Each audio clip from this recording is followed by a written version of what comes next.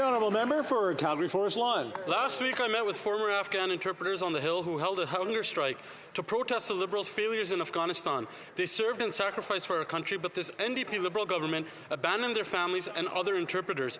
They told me they feel ignored by the minister, and he's being insensitive by implying that their families are security threats, even though they were screened to serve alongside our soldiers. Will this minister apologize to the thousands of Afghan interpreters and their families for implying that they are security threats? The Honourable Minister of Immigration.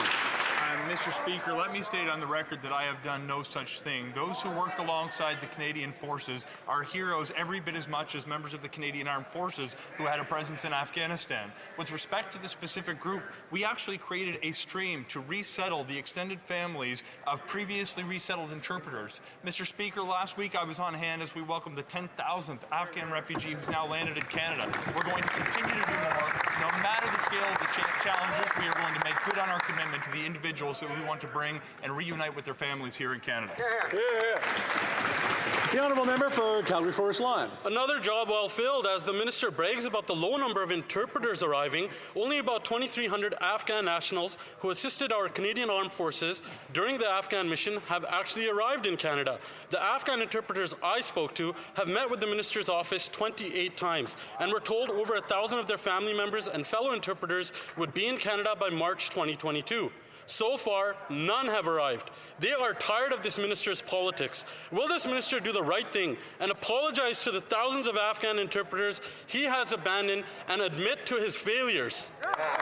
The Honourable Minister of Immigration.